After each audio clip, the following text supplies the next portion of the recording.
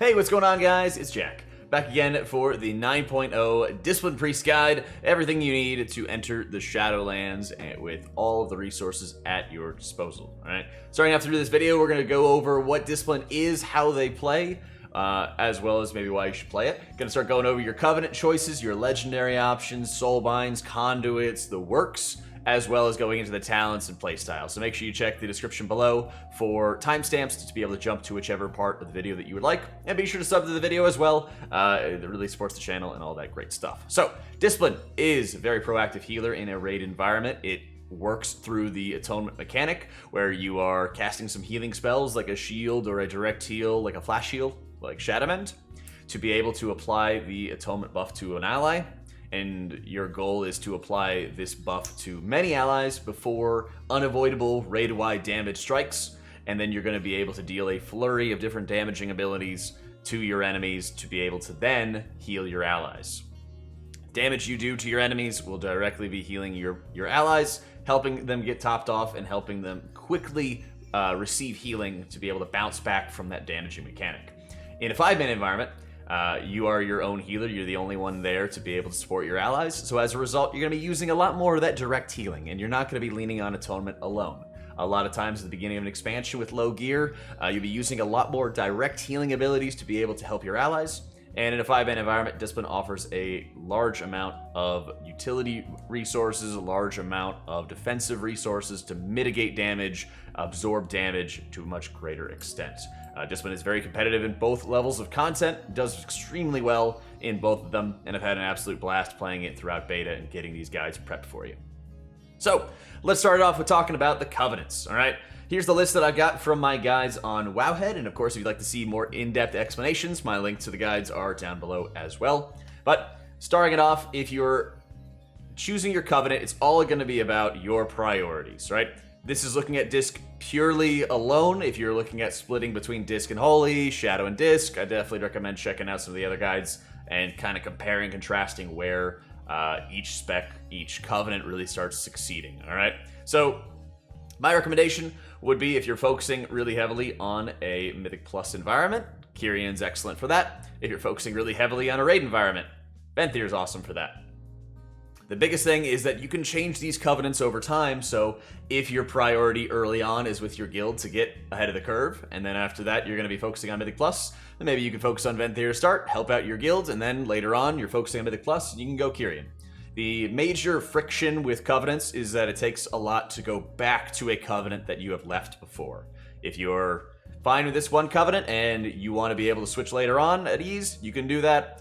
It's one of the plans that I'm kind of looking at myself personally, starting off with the Venthyr, and we'll be talking about a lot of the Venthyr stuff, a lot of the raid-focused builds as well. If you're looking for more some of the Kyrion builds, check out the Wowhead guides right below, and we'll dig into those quite a bit more. So, if you're in more of a raid-focused environment, you're going to be going with the Venthyr, and that gives you the Mind Games ability.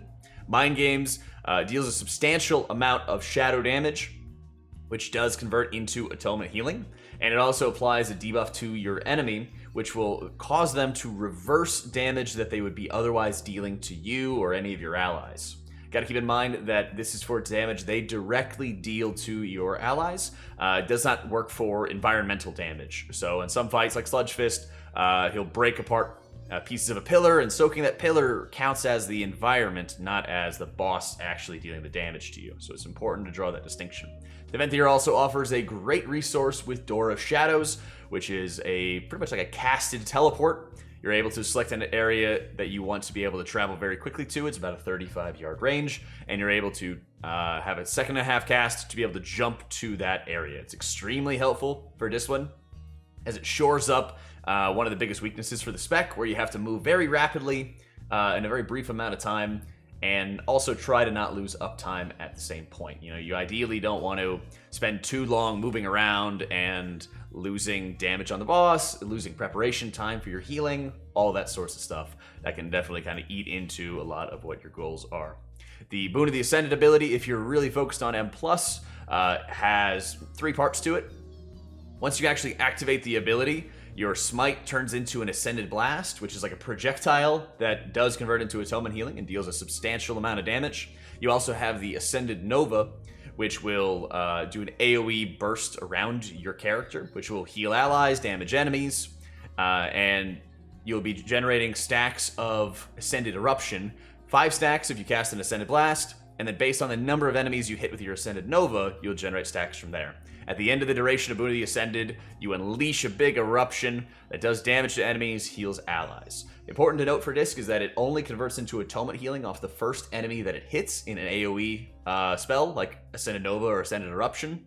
So, to get the most Atonement value, you would be wanting to use it on a single target, but to get the most damage, you want to hit a lot of enemies. This gives you a lot of flexibility for a dungeon environment to help you deal with Prideful, to help you deal with a tyrannical boss here and there, or just to get you more damage on trash packs. So the lengthier cooldown and the extreme flexibility for a dungeon is really helpful, because you are primarily looking at like very big pulls, very big instances where you'll need support. Whereas the Venthyr for raiding is really helpful because it pairs up with basically every ramp-up window, which we'll discuss a little bit later if you're not familiar with that. It synergizes very well with the bursts of healing that you will be planning on doing in the raids, and that's why you start seeing some of that Covenant swap and some of the Covenant debate between choosing the two.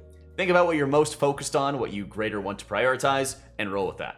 Once you made your Covenant selection, you'll then be able to choose one of 3 Soulbinds, and the Soulbinds will basically offer you some passive effects to be able to further improve some of your abilities or just to give you some more stats, and they'll also offer these conduit slots where you'll be able to have some flexibility in terms of which you want to affix to be able to further empower direct abilities of yours. So, early on, you're only going to be able to have access to 2 Soulbinds, but later on in the expansion, you'll be able to have access to many more, and you'll be able to have that 3rd Soulbind, which can offer some extremely powerful buffs. So, if you want a full list of all the Soulbinds and everything, we got them in the written guides below. But to cover the ones that we're going to be focusing on for a raiding environment, Nadia is going to be the first Soulbind that you unlock, and she'll also be a very useful one as well, as the very first trait that she gives you is called Thrill Seeker, which gives you pretty much just a stacking haste buff. The uptime of it on like a single target fight or in Mythic Plus is reasonably low, but when you start getting into a couple different encounters in the raid, most notably fights like Kael'thas or Stone Legion Generals or Sire Denathrius, there are a number of ads that are coming out, and being able to kill additional ads gives you more stacks, which improves your haste uptime, so that makes it quite a bit better. As a result, you're going to be looking at some of these blank spots throughout the Soulbind tree that you can see right here.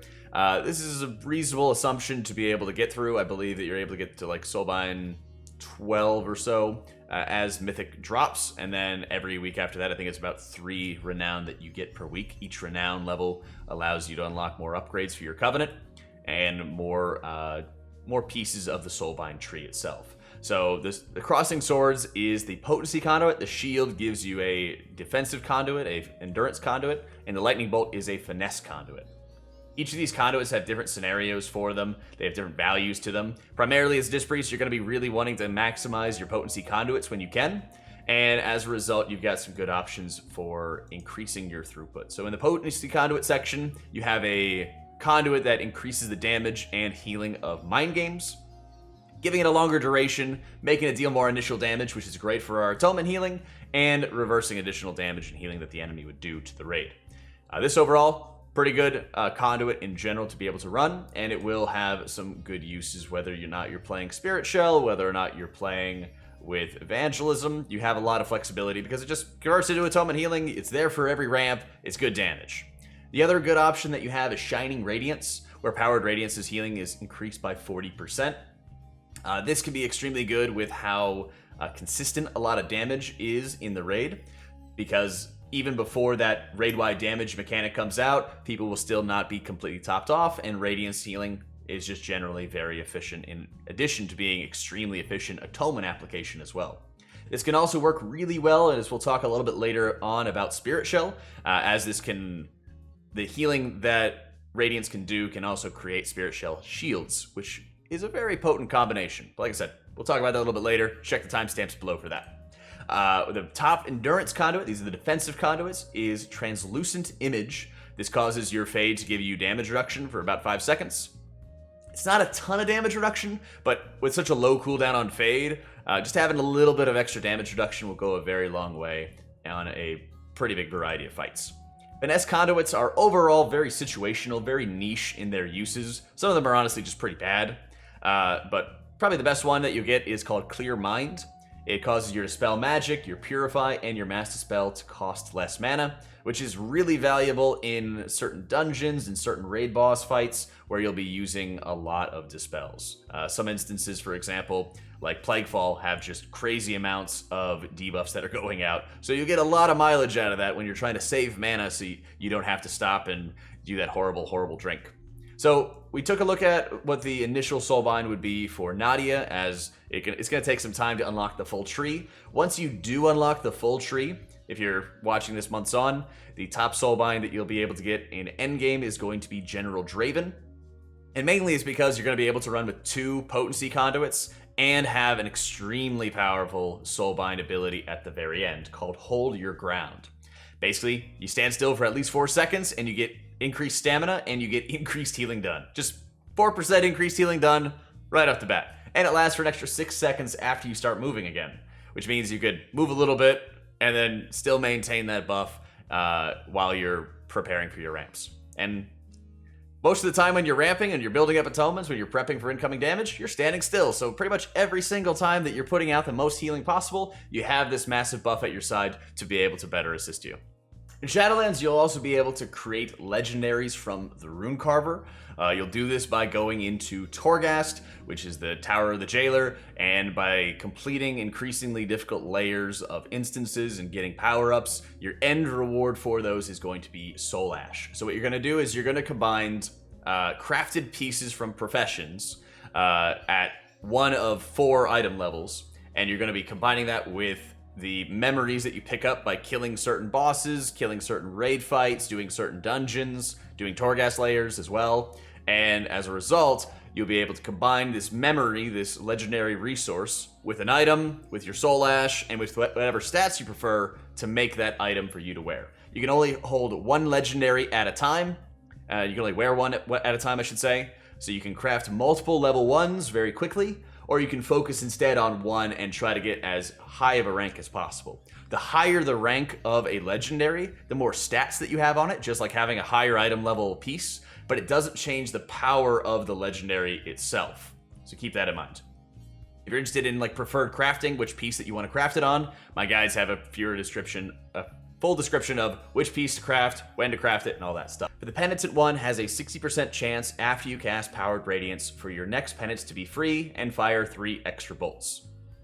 As a result, if you cast back-to-back Radiance charges, you will hold back-to-back charges of this Empowered Penance. Just like the Sudden Revelation Azurite trait from BFA, if you played back then, you could cast back-to-back and you hold 2 charges. So once you cast 1 Radiance, it'll have those 3 extra bolts, and you'll consume 1 charge of the buff on yourself. So it's very easy to be able to make the most out of this legendary, and you have a more likely than not chance to always have it for your ramp-up window as well.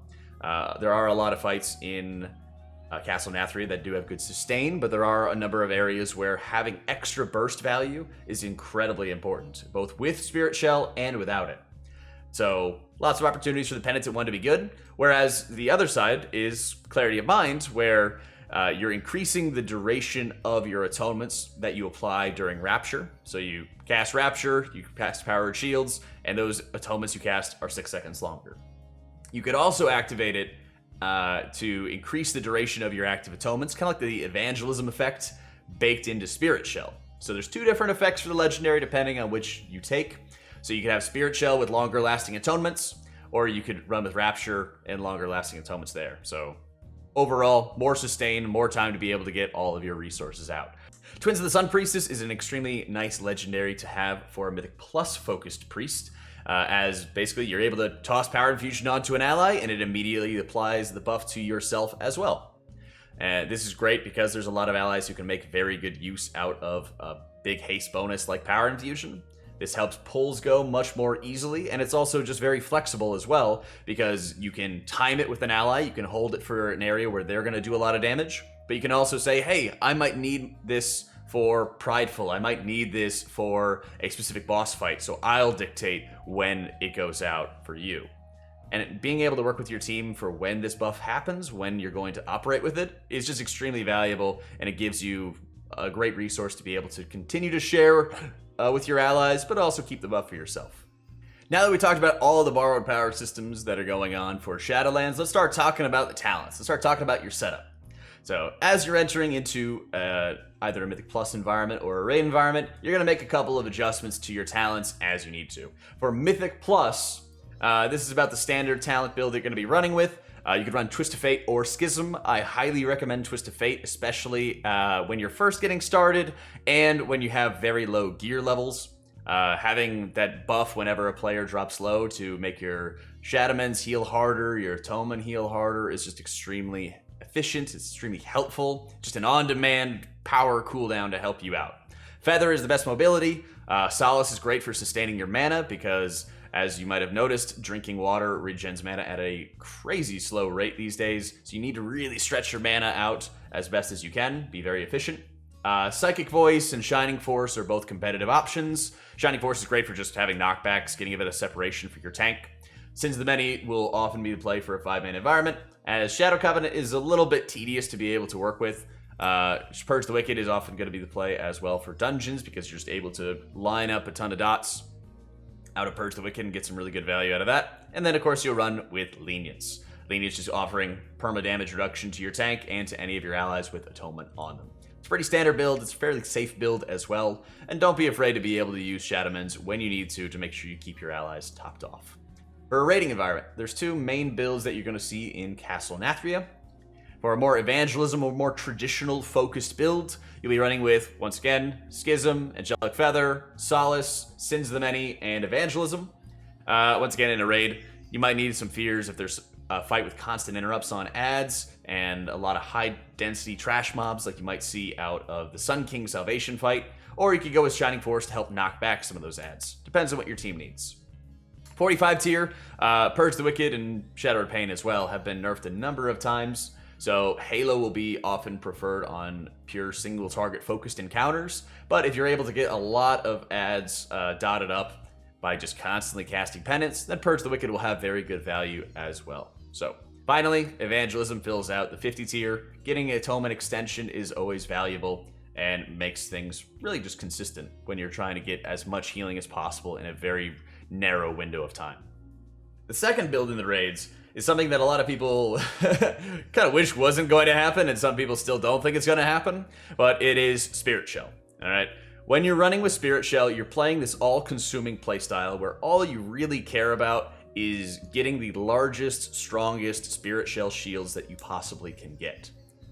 To this end, you'll still run Schism and Feather and Shining Force or Psychic Voice, but you'll be running with Mindbender and Spirit Shell to be able to produce the largest absorbs possible. Unfortunately, Shadow Covenant has a bit too long of a duration to get good value out of. Locking yourself out of holy spells just doesn't work that well with Spirit Shell, so you'll just run with Sins of the Many. The idea behind this is you're going to build up a lot of atonements and try to pump out the largest absorbs that you possibly can, and as a result, you're going to try to mitigate specific boss mechanics for very solid windows in time. Now that you have your talents, let's start breaking down what exactly that's going to mean for you, as ramping up, building up atonements is something you're going to hear all the time in conversations about Discipline Priest, all right? So, we're going to look at the two different ideal ramp-up windows that you're going to be looking at, and talking about what your mission statement, what your real goal is when you're doing this, okay? Breaking down first with Evangelism, you're going to start by making sure your dot is up on the boss, just free healing that you're going to be able to take advantage of. And right here, you're going to cast around 6. If you have Power Infusion up, you can cast even more. Shadowmans if the target's injured, or Shield if they're full HP. Both of them are going to have the same Atonement duration, but Shadowman does considerably more healing for the cost that it does compared to Power and Shield. So if they're injured, you definitely want to get that Shadowman on them. Then you'll be able to cast your back-to-back Radiances. You can often cast your Shadow Fiend in between those as well. And you'll extend your Atonement duration with Evangelism. This just makes all your Atonements last longer. Make sure your dot is maintained on the boss. Depending on how many Shadowmans or shields you applied, you may not need to reapply it. Then you cast Schism, followed by Mind Games, then Penance, then Solace, then Mind Blast, and then Smite. So the whole idea is you're building up a lot of atonements before incoming damage hits, and then you're just pounding a flurry of different damaging cooldowns into your boss to make sure that you're going to be able to top off your allies very rapidly. As we're looking at, and this is a very traditional build, this is a lot of what's been Disc's focus since Legion when they had the revamp for them, but we're also going to be looking at more burst available to us in Shadowlands, which means that Spirit Shell can have a crazy amount of value as well. The ramp can look very similar. You'll often just ramp a little bit earlier because the shield duration of Spirit Shell is 10 seconds, so you can actually complete your ramp, and then you have 10 seconds for all those shields to get absorbed before, it's considered kind of a loss. So at this point, you do have the option as well to cast Radiances before or after Spirit Shell. And there's some good value on either sides. There's good arguments on either sides for it. As an example, you could utilize the Clarity of Mind Legendary and cast Radiances before your Spirit Shell, and then you gain 3 seconds additional extension. But you could also run with the Shining Radiance Conduit, which we talked about earlier, and that's going to make your Powered Radiances heal for more. And then you can cast Spirit Shell you cast Spirit Shell and Mindbender before you cast your Radiances. Then your Radiances are healing, and that healing is turning into an absorption effect to make your shields that much stronger.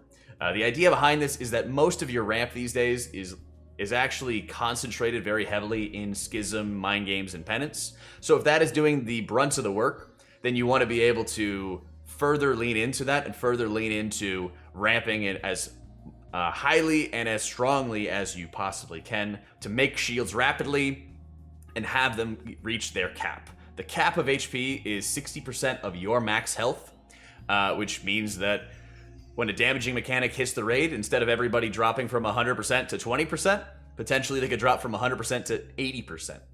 And having that happen every minute with crazy reliability and a lot of extra time for you to ramp up, build it up, and have and then start running around and doing mechanics afterwards is obscenely powerful. It's just an extremely, extremely valuable resource that you'll have at your disposal, and that makes it a lot easier for your raid to be able to survive a number of these burst-oriented mechanics that are happening. It's pretty much cheat code. And Spirit Shell is definitely going to be seeing quite a bit of play in Castle Nathria, as there's a number of encounters that also have an extra layer of value to it as well. Some of the fights, like Stone Legion Generals, like the Hungering Destroyer, have negative healing effects that are applying to people. It reduces the healing that the player will receive. In the case of Hungering Destroyer, 4 players can receive no outside healing whatsoever. They can only heal themselves by damaging allies. That doesn't count towards absorbs. They play by different rules. So as a result, you're going to be able to very, very easily apply shields to them. They're going to get immediate value and ensure that everybody's going to be able to survive. Because at the end of the day, keeping everybody alive and being able to best help your raid through timely ramps, through efficient ramps, is going to be what's going to guarantee your raid spot and going to mean that you're playing it in the most efficient manner that you possibly can. Pure HPS, overall HPS, comes secondary to making sure that you're targeting specific mechanics that could kill people and making sure that they don't die as a result. Often, when you're looking at how you want to plan and time your ramps, start looking at and preparing your bigwigs or deadly boss mods for find those mechanics that are going to be predictable, timely, and those that you can more easily prep for by, standing still, casting your atonements, and ramping, right? To be able to most effectively and most efficiently be able to build it up. I'm going to be working on some raid guides as well. It should be posted about a week after this video, which will hopefully have a lot of the ramp timings for specific encounters. We're also going to be having Castle Nathria heroic guides to also help align some of those specific areas with some of your prep work as well. Preparation is very important for Disc in a raid environment to be able to succeed, and is absolutely key for ensuring that all of your allies are going to be able to survive as well. Your whole focus is to build up a burst of atonements, tackle whatever damage mechanic is coming out onto your group, and then in between those ramp up windows, your focus is to keep atonements up on the tank and get yourself ready for the next ramp. Get yourself ready for the next burst of healing that's going to come out. Don't overcap on powered radiance charges, and make sure that you have all your damaging abilities ready when the next Spirit Shell, Evangelism, or Rapture cast is going to be coming out. For greater details and all the nitty-gritty, be sure to check out my Wowhead guides for all the things that couldn't fit into this video. We are going to be having another Holy Priest video coming up soon, so make sure you give it a thumbs up. Let me know if you guys are ready for that Holy Priest video as well. Thanks so much for watching, guys. I hope you all found this useful. Other questions, leave them down in the description below. Catch me on live stream as well if you guys want to catch a lot of the work in action, a lot of the raid progression in action. We will be streaming a crazy amount when Cast and Nathria drops. Hope you all enjoyed it, guys. Thanks for watching. Have a good night.